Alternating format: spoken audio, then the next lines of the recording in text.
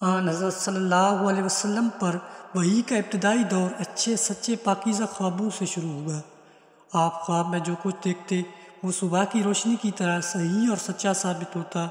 پھر من جانب قدرت آپ تنہائی پسند ہو گئے اور آپ صلی اللہ علیہ وسلم نے غار حرا میں خلوت نشینی اختیار فرمائی اور کئی دن اور رات وہاں مسلسل عبادت اور یاد الہی ذکر و فکر میں مشغول رہتے۔ جب تک گھر آنے کو دل نہ چاہتا تو شاہ ہمراہ لیے ہوئے وہاں رہتے۔ تو شاہ ختم ہونے پر ہی اہلیہ محترمہ حضرت خدیجہ رضی اللہ تعالیٰ عنہ کے پاس تشریف لاتے اور کچھ توشہ ہمراہ لیے پھر وہاں جا کر خلوت گزیں ہو جاتے۔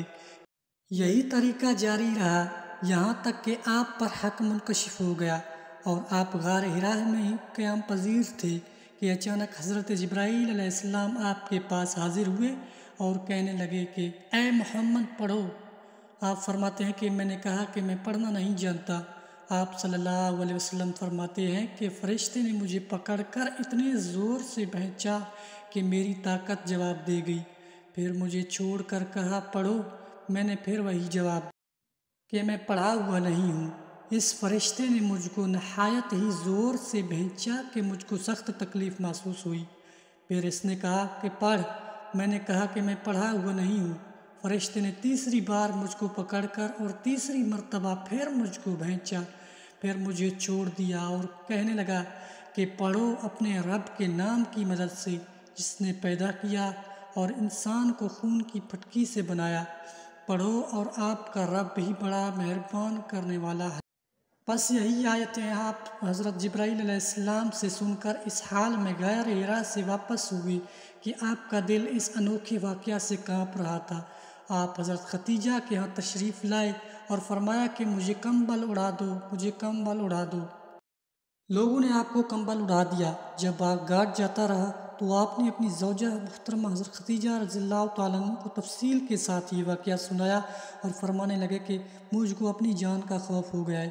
آپ کی اہلیہ محترمہ حضرت خدیجہ رضی اللہ تعالیٰ عنہ آپ کی ڈھارس بندھائی اور کہا کہ آپ کا خیال صحیح نہیں ہے، خدا کی قسم آپ کو اللہ کبھی رسوا نہیں کرے گا۔ آپ تو اخلاق فاضلہ کے مالک ہیں، آپ تو کنبہ پرور ہیں، بے کسوں کا بوجھ اپنے سر پر رکھ لیتے ہیں، مفلسوں مہمان نوازی میں آپ بے مثال ہیں اور مشکل وقت میں آپ امر حق کا ساتھ دیتے ہیں۔ ایسے اوصاف حسنہ والا انسان یوں بے وقت ذلت و خواری کی موت نہیں پا سکتا۔ پھر مزید تسلی کے لیے حضرت خدیجہ رضی اللہ تعالیٰ عنہ آپ صلی اللہ علیہ وسلم کو ورقہ بن نوفل کے پاس لے گئے جو ان کے چچا زاد بھائی تھے اور زمانہ جاہلیت میں نصرانی مذہب اختیار کر چکے تھے اور عبرانی زبان کے کاتب تھے۔ چنانچہ انجیل کو بھی حسب منشائے خداوندی عبرانی زبان میں لکھا کر انجیل سریانی زبان میں نازل ہوئی تھی، پھر اس کا ترجمہ عبرانی زبان میں ہوا۔ ورقہ اسی کو لکھتے تھے۔ وہ بہت بوڑھے ہو گئے تھے یہاں تک کہ اس کی بینائی بھی رخصت ہو چکی تھی۔ حضرت خدیجہ رضی اللہ تعالیٰ عنہ نے ان کے سامنے آپ صلی اللہ علیہ وسلم کے حالات بیان کیے اور کہا کہ اے چچا زاد بھائی، اپنے بھتیجے محمد کی زبانی ذرا ان کی کیفیت سن لیجئے۔ وہ بولے کہ بھتیجے آپ نے جو کچھ دیکھا ہے اس کی تفصیل سناؤ۔ چنانچہ آپ نے ازوال تا آخر تک پورا وقت، جسے سن کر ورقہ بے اختیار ہو کر بول اٹھے کہ یہ تو وہی ناموس فرشتہ ہے جسے اللہ نے حضرت موسیٰ پر وحی دے کر بھیجا تھا۔ کاش میں آپ کے اس عہد نبوت کے شروع ہونے پر ہی جوان عمر ہوتا، کاش میں اس وقت تک زندہ رہتا جبکہ آپ کی قوم آپ کو اس شہر سے نکال دے گی۔ رسول کریم صلی اللہ علیہ وسلم نے یہ سن کر تعجب سے پوچھا کہ یہ وہ لوگ مجھ کو نکال دیں گے حالانکہ میں تو ان میں صادق و امین مقبول ہوں۔ ورقہ بولا ہاں یہ سب کچھ سچ ہے، مگر جو شخص بھی آپ کی طرح امر حق لے کر آیا لوگ اس کے دشمن ہی۔